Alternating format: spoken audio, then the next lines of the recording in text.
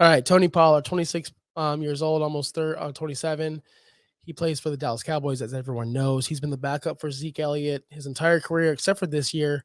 A lot of you guys were excited for Tony Pollard. I put out a tweet back in April telling you, and I almost retweeted this tweet before today's show. I put out a tweet back in April saying, I hope you trade Tony Pollard at his peak value because it's only going to go downhill from here. That was back in April. And honestly, his stock has gone down since then. We found out that he's not the explosive player that he was behind Zeke, the whole change of pace aspect of it. But this is not all Tony Pollard's fault. It's not at all. He went on a bad start because this defense was phenomenal. They were scoring pick six after pick six, and by the time it was the second quarter, they didn't need to do anything. Why even put your starters in there? Tony Pollard wasn't getting the opportunities he maybe should have.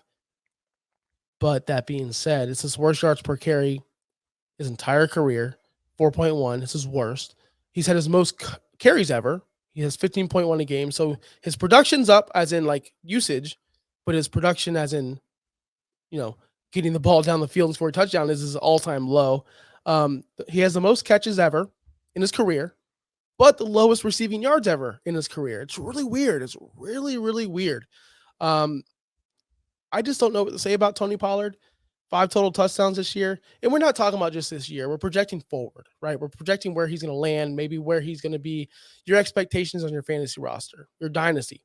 I told everyone to trade him in the offseason because I knew his value would go down. And I knew that he would be like, where's he going to land next year? Is he really worth his contract? We found out this year, no. Is Dallas going to re-sign him? I think they should. I think they will. Is he going to be worth it? Do they need to find a compliment? I think they do. And that's the problem.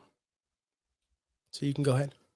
So this is where I say Derrick Henry is going to go to the Cowboys to also re-sign Tony Pollard onto the Cowboys. Having Derrick Henry and Tony Pollard, this gets Tony Pollard that other running back that takes that pressure off of him where he can be the second guy even, or the first guy and Derrick Henry's the second guy, but it gives them 2 running backs to give him that Zeke Tony look on that offense because that's when he was the most valuable. Now it's just Tony Pollard back there. There's nobody else really that's affecting the game as much as Tony Pollard would if he was better. So that's where I think Derrick Henry goes to the Cowboys to help Tony Pollard on the Cowboys. Now, if that doesn't happen and the Cowboys decide we're going in a completely different direction where Tony Pollard's not coming back, I think he still needs to go to a team that has another proven back. Does that mean the Chiefs with Pacheco? Does it become Pacheco and Pollard, the PP club? Does he go to the New York Jets maybe and get paired up with Breece Hall? Stop. No, you don't like that? No. I want Breece to be a bell cow back by himself. That's what I want. Well, I mean, Breece also has those injuries too. So do you want to continue risking more injuries to Breece Hall, or do you want to have them be more fresh? I think he does need to go to a team that has another proven back, though.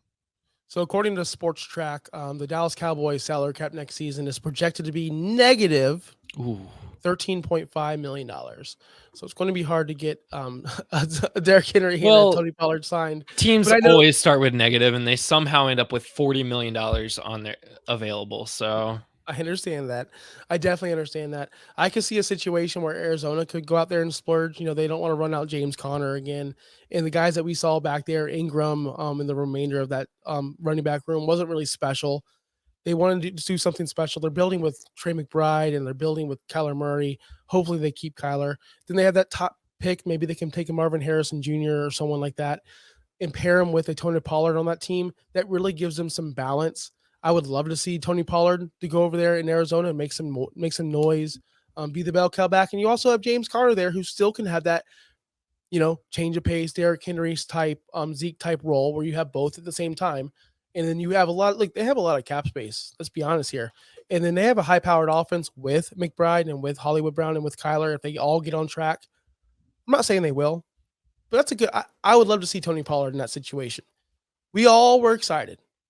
Not all. Most of you guys were excited for Tony Pollard to get this opportunity. Most of you. And it was okay. He's had his ups and downs. But I find it funny, and I find it very, very funny, and I'm trolling most of my friends that love Tony Pollard, that Zeke Elliott's first start last week had a better fantasy game than Tony Pollard's had all season.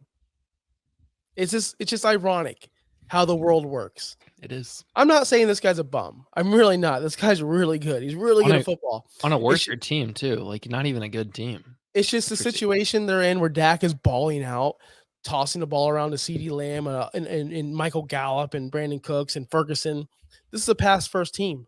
It really is. Ever since they got rid of Zeke, their whole dynamic has changed. And it's not on Tony Pollard. That's on coaching, that's on scheme.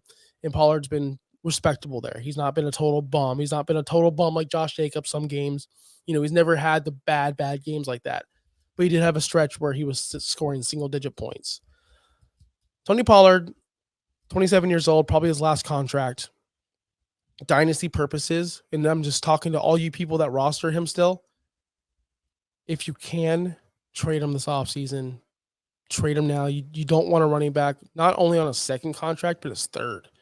Now, I know this is not as technically a second, right? But his other contract where he gets renewed, you don't want him. You really don't. You want to try to get rid of those guys and get a younger running back. So try to sell him to a win now team that still believes in him in the offseason, because your trade deadline should be up. And people are arguing right now on Twitter, what's the trade deadline in Dynasty? I'll explain. Playoff teams, top 6 right now, cannot trade with bottom teams. But when you're eliminated, you can start trading again. That's how I run my leagues. That's how every league should be ran. The first place team should not be cherry picking off with the bottom teams. That's kind of unfair. But you run your leagues how you may. But Tony Pollard for me is a sell, sell, sell. I wouldn't be buying, especially if I'm a rebuild. Especially.